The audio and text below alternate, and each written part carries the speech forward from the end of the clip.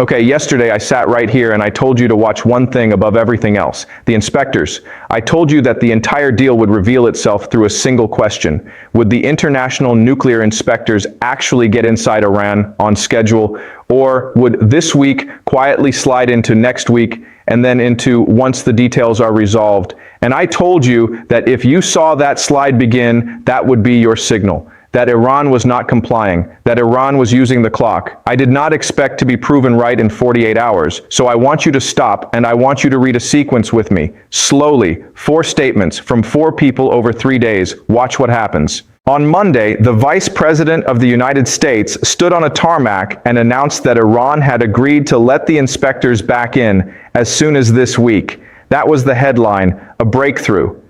On Tuesday, the President of the United States said that Iran had fully and completely agreed to inspections. Even stronger. Total victory. And then, on that very same Tuesday, the President added 4 more words. He said there was no rush. And while the American President was saying Iran had completely agreed but there was no rush, the spokesman for Iran's foreign ministry stood up in Tehran and said something that did not match any of it. He said there were no plans, no meeting with the head of the nuclear agency, no plan to let inspectors into the facilities that were bombed, nothing scheduled. And then, to close the loop, the head of the International Nuclear Agency himself, the man whose inspectors this all depends on, said that yes, the inspections will happen, but whether that is in 2 days or 1 week or 10 days is, in his words, important but not essential. Now sit with that sequence, because I want you to see it for what it is. That is not 4 steps toward a deal. That is 4 people standing in 4 different realities. The Vice President says this week, the President says no rush, Iran says no plans at all, and the inspector says someday. And here is the only fact that cuts through all 4 statements.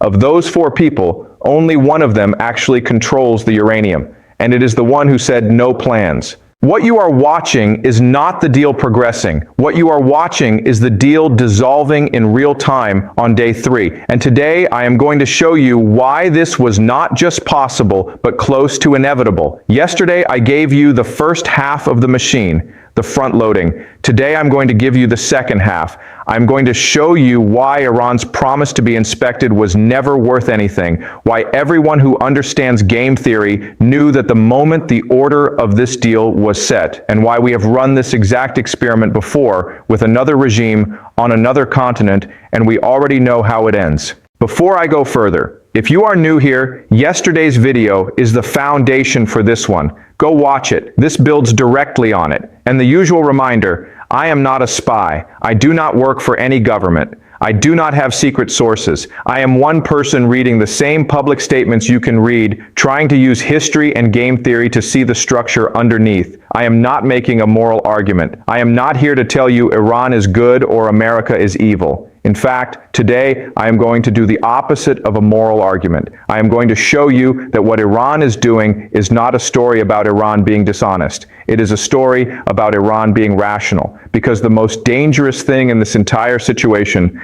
is not that Iran is lying. It is that Iran does not need to. Here is the framework. Yesterday I taught you the first rule, verify, then reward, and I showed you how America reversed it, paying everything up front and accepting a promise in return. Today I need to teach you the second rule, the one that explains why that promise was hollow the instant it was made. Economists have a name for it. They call it the credible commitment problem. And underneath it sits an even sharper idea called time inconsistency. Let me make both simple. A promise about the future is only worth one thing. It is worth the cost of breaking it. That is the entire concept. If I promise to do something next month and breaking that promise costs me nothing, then my promise is not a commitment. It is just a sentence I said to make you feel better today. A real commitment has teeth. It has a price for walking away.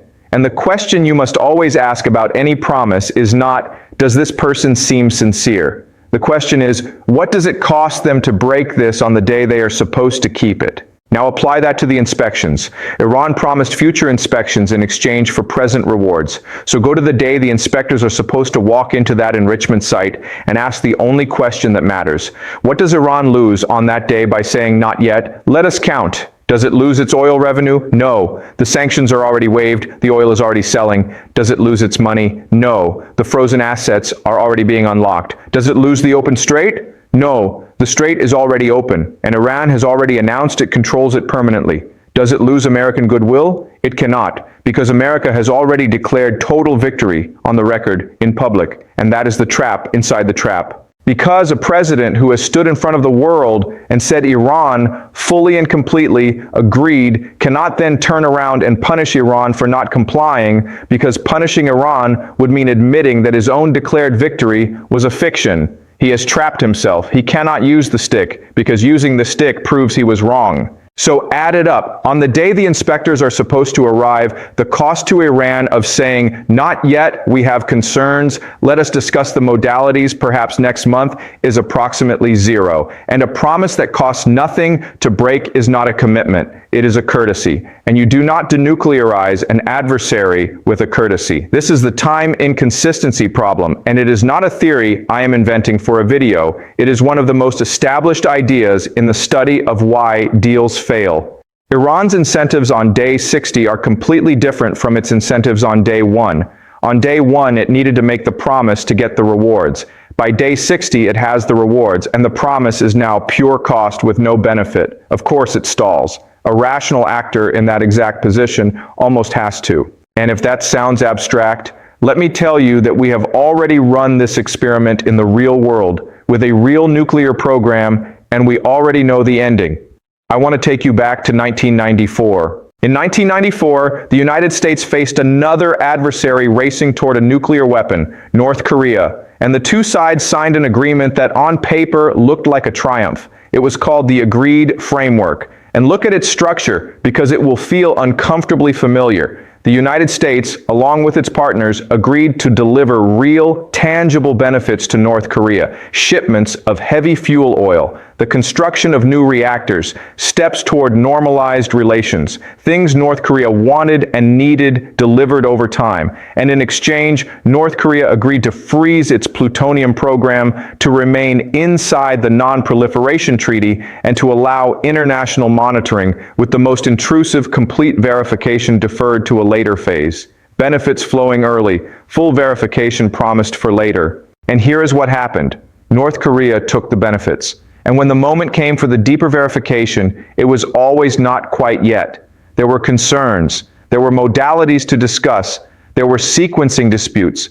The full inspections that would have actually confirmed what North Korea was doing kept getting pushed down the road year after year. Now, I want to be fair, because honest analysis demands it. The United States also fell behind on parts of its end. The reactors were delayed. And you can argue about who failed first. That argument is real. But the structural lesson sits above that argument, and it is undeniable. A deal that delivers the benefits up front and relies on a regime's promise to permit the real verification later hands that regime every incentive on earth to take the benefits and run the clock on the verification. And that is exactly what happened. The framework eroded. By 2002 and 2003, it had collapsed entirely. North Korea expelled the inspectors. It withdrew from the Non-Proliferation Treaty. And in 2006, it tested a nuclear weapon. The deal that was signed in 1994 to stop the bomb was followed 12 years later by the bomb. Now come back to this week.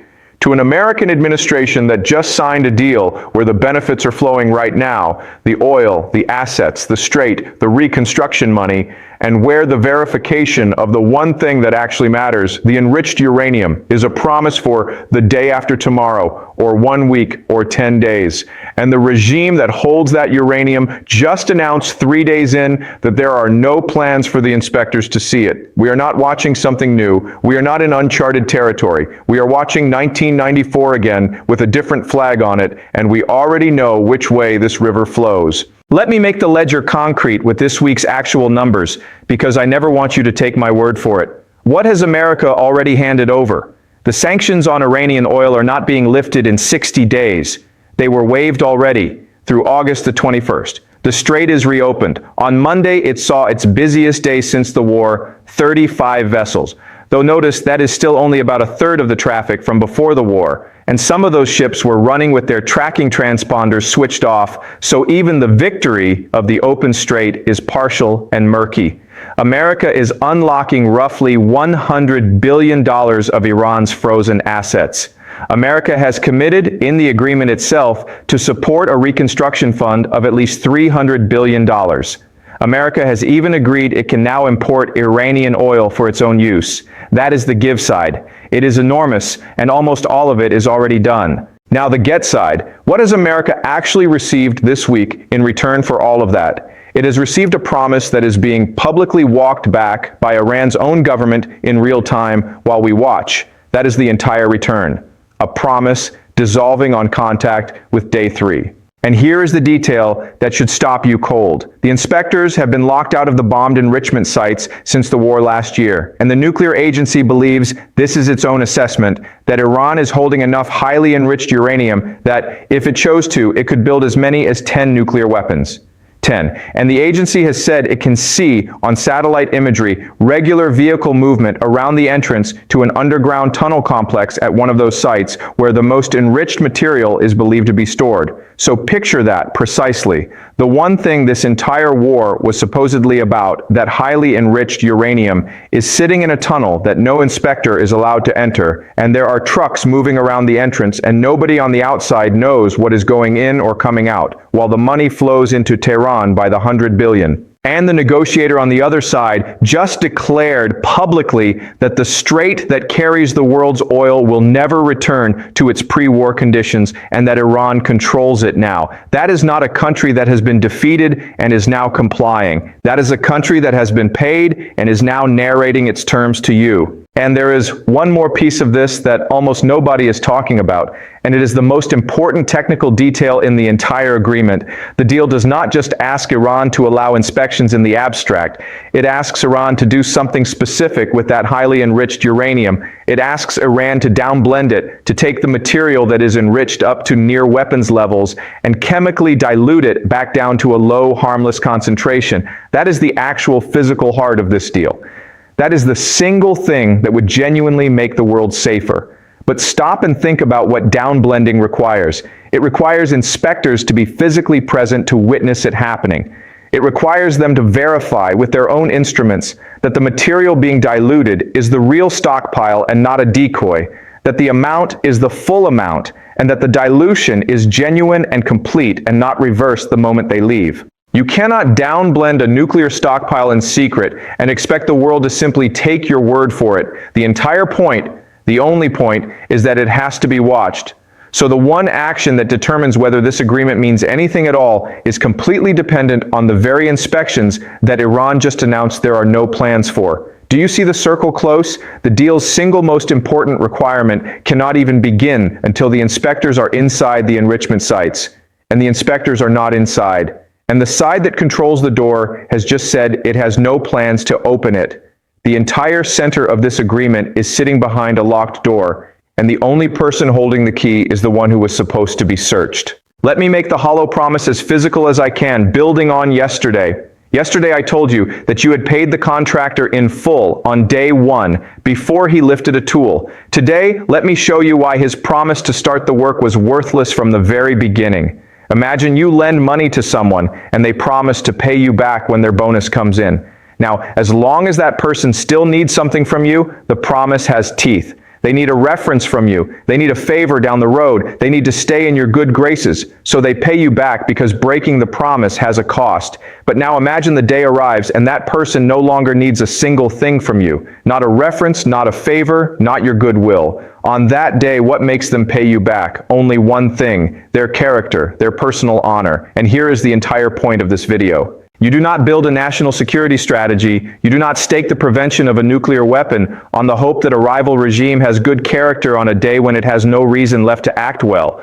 You build strategy on incentives, and every incentive in this structure, every single one, points in the same direction. It points to stall, delay, discuss the modalities, run the clock, because by the time the bill comes due, there is nothing left that the other side can take back without admitting defeat. Now I want to do what I always force myself to do, because if I only show you one side, I am not analyzing, I am performing. I want to build the strongest possible case that I am wrong about this, and there is one. Take it seriously. First, the head of the nuclear agency is not naive. When he says the inspections will happen, and that whether it is 2 days or 10 is important but not essential, he is not being weak. He may be being shrewd.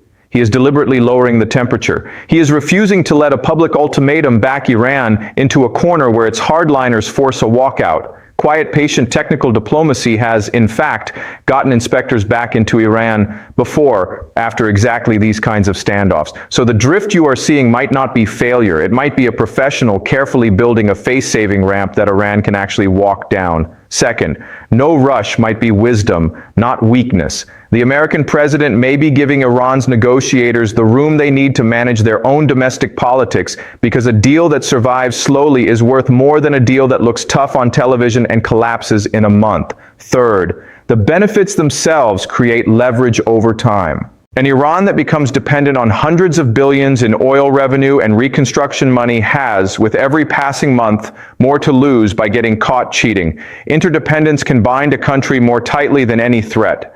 And fourth, the honest one, maybe the inspectors genuinely do walk into those sites in 10 days and I look like a fool for making this video. And if that happens, I will come back here and I will tell you I was wrong. I mean that. These are not stupid arguments. A serious person can hold them, but here is what the steel man cannot explain. It cannot explain why Iran's own foreign ministry is publicly contradicting the American president on the single most important term of the deal, out loud, 72 hours in.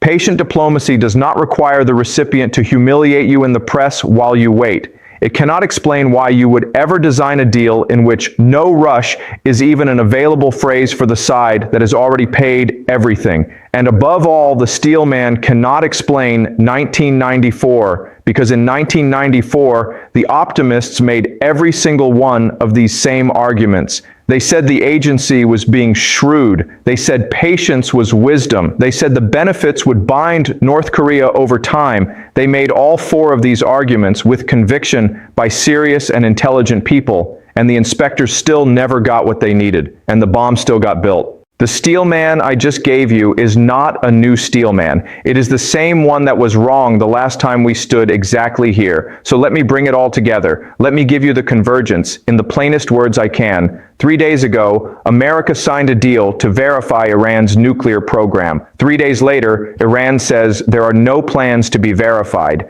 3 days ago, the vice president said the inspectors would be in this week. 3 days later, the president says there is no rush. 3 days ago, this was described as the deal that ends Iran's path to a weapon. 3 days later, the head of the nuclear agency is reduced to insisting the inspections will happen someday, while the uranium he cannot see sits in a tunnel he cannot enter, with trucks moving around the door. Every promise in this agreement has already begun to dissolve, and the agreement is 72 hours old. And I need you to understand the most important thing I will say today. That is not Iran breaking the deal. That is the deal working exactly the way its structure guaranteed it would. Because when you pay first, the promise you bought was never going to be worth more than the breath it was spoken with. And the only real question was how long the dissolving would take. We now have the answer. It took about 3 days. The clock that everyone thinks is counting down toward Iranian compliance is not doing that. It never was. It is counting down toward an excuse. All right? I do not just want to tell you what has happened. I want to give you 3 specific things to watch over the next week that you can hold up against reality and check for yourself. Prediction 1. Watch the word enrichment specifically. Do not let yourself be satisfied by the word inspections. Iran is going to offer access to its safe sites, the power plant at Bushehr, the places that prove nothing, and it is going to keep stalling on the bombed enrichment sites, the only ones that actually matter. So when you hear in a few days that Iran allowed inspectors in, do not celebrate. Ask the precise question, inspectors into what? If the answer is everything except the enrichment sites, then nothing has happened. That is the shell game to watch for. Access to everything except the one thing. Prediction 2. Watch August the 21st. That sanctions waiver does not last forever. It has a hard expiration date, and that date is your single most honest measuring stick. Because as that date approaches, if the enrichment stockpile still has not been verified, America faces a choice with no hiding place. It either quietly extends the waiver, which proves beyond any argument that the clock runs against Washington and that Iran successfully ran it out, or it lets the waiver lapse and reimposes the sanctions, which collapses the deal and forces the president to admit the whole thing failed. Watch which one happens. The quiet extension is the tell. If you see the waiver extended in August with the uranium still unverified, you will have watched the front-loading trap complete itself in full. Prediction 3, and this is the most important one, because it is how these things always end. Watch the words change. Watch for the moment the official language quietly shifts away from denuclearization and ending Iran's nuclear program, and towards softer words: stability, de-escalation, preventing a wider war, a new chapter for the region.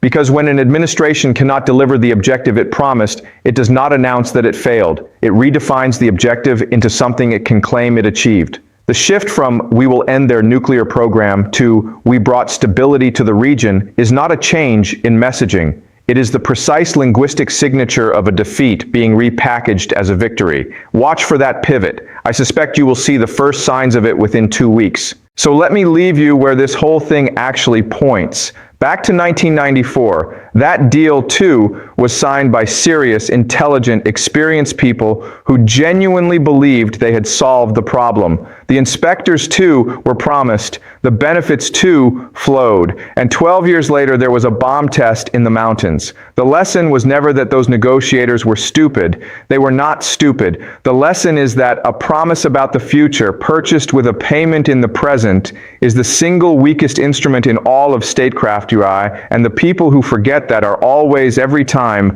the very ones who have just finished signing one. The power in this story was never in the agreement. It was in understanding that the agreement was an IOU, written by the side that had already collected and signed by the side that had already paid. So watch the inspectors, watch the word enrichment, watch August the 21st, and watch the language change. And when denuclearization quietly becomes stability, you will know with total certainty which direction the clock was running the entire time. Okay, that is my analysis for today. As always, this is not prophecy. It is structural analysis. It is the same machine we have watched run before, read forward in time. Question it. Test it against the next week. But watch that uranium and watch that calendar. I will see you in the next video.